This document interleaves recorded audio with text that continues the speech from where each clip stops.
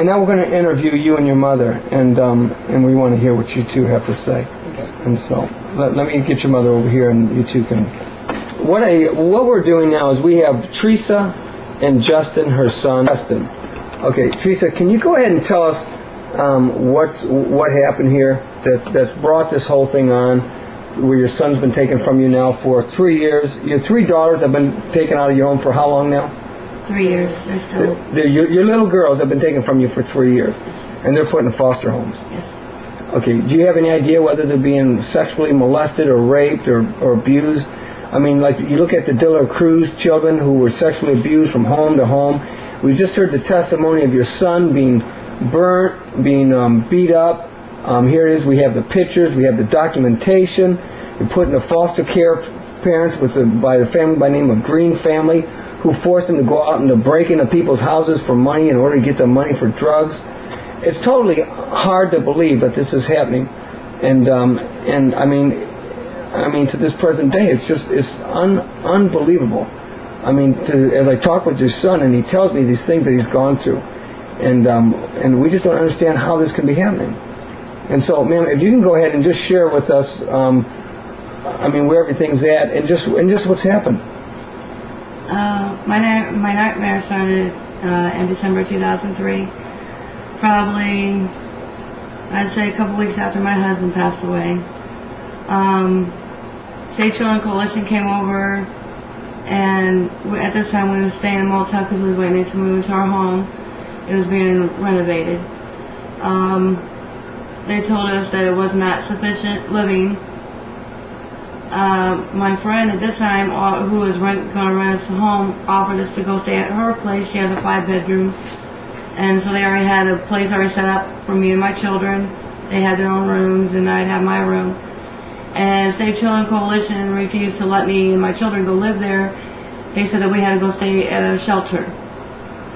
So we got taken from where we were at till we couldn't stay at our friend's home, and we had to go live in a shelter. We went to stay in a homeless shelter.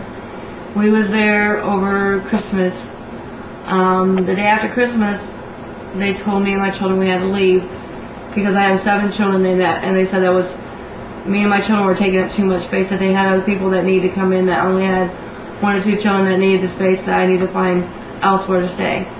I called Safe Children Coalition and told them this, and they told me if I left the place that all my children would be removed from me at that time. I called my friend and I told her what was going on. She and her husband drove over and picked me and my 7 children up, and we went to stay over there. The Safe Children Coalition at this time was upset because I honestly feel after it's all said and done, they was waiting for me to become homeless to where they had a reason to take my children. Right. But the people that I got, my friends, are really good Christians, and they're well known, and they helped me fight, and they're like, no, they was able to prove that we had enough living facilities there. So that lasted for a while, and then we got moved into our 5-bedroom. Safe Children Coalition, every time I turned around, was coming to my home, and neighbors calling and complaining. It was all accusations, nothing was ever proven.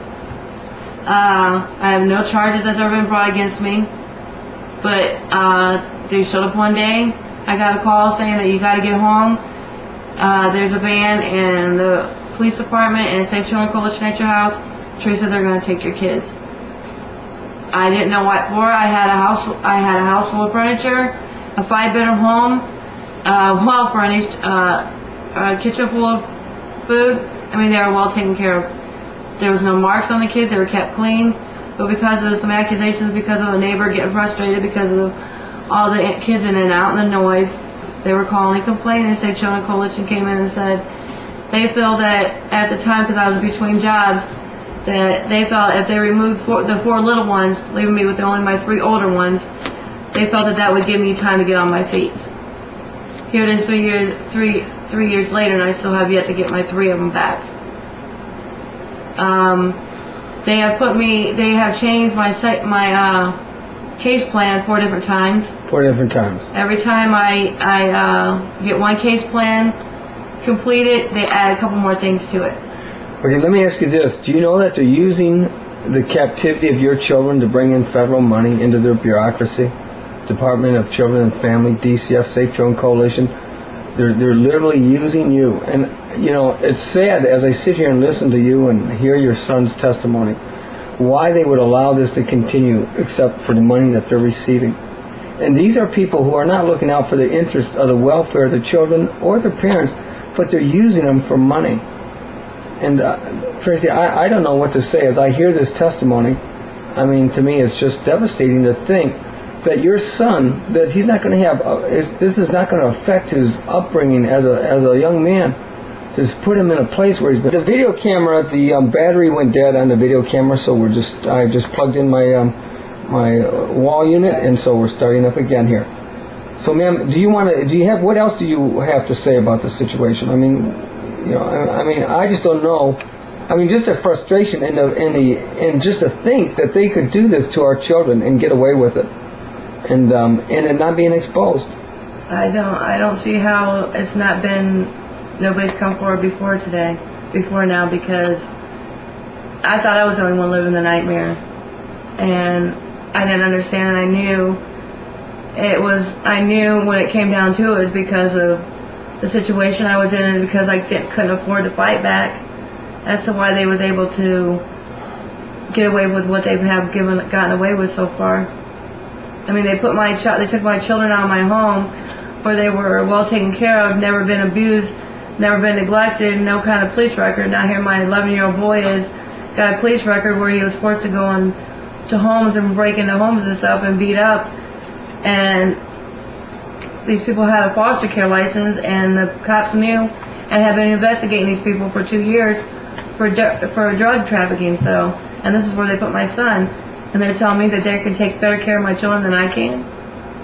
Okay, now, do you think it's possible they might be doing this because they're trying to get job security, because they know from the abuse that your son's been through, the breaking and enterings, the drug atmosphere that he's been in, that there's a good chance that he might end up now being a product of the environment that he's been placed in, and that they're going to have someone to chase around, and someone to lock into jails, and someone to get federal dollars from? Do you think that's a possibility? Anything. At this point, I wouldn't doubt anything. Okay. I really wouldn't. Okay. Well, ma'am, I want to thank you very much for taking the time out. And let me ask you, from the documentary of what we've seen of other families going through, what do you think about, I mean, what's your opinion, I mean, after seeing this documentary we just watched at the Pinellas County, in front of the Pinellas County Court facility, where I was interviewing parents who have gone through the same situation. I mean, were you aware that that's to this degree? I did not. I was not aware that it was this widespread. I knew when I first got started with Safe Children Coalition, there was some funny stuff, because at one point in 1 year's time, I had 6 different caseworkers, and at one point my caseworkers were actually working out of the back of their trunk, and they had lost my children for 2.5 weeks. They could not tell me where they were at. They kept telling me there's a holding station. And then I get home and know they're at the holding station. They must be back at Plan A. Well, where's Plan A? Well, man, we can't give you that information. Well, are my children okay? Well, we haven't located them yet. And 2.5 weeks went by, and when I finally found out, okay, well, they had been found. They had just been bounced from one home to another. Unbelievable. Well, ma'am, I want to thank you very much for taking the time out, and I'll just do what I can to get this exposed. And so we just want to thank you. Thank you very much. Thank you. Young man, thank you very much. You're welcome. And I'm just sorry to hear that you've gone through this abuse under an organization called Safe Children Coalition of Pinellas County, Florida. So until we talk again, thank you guys very much.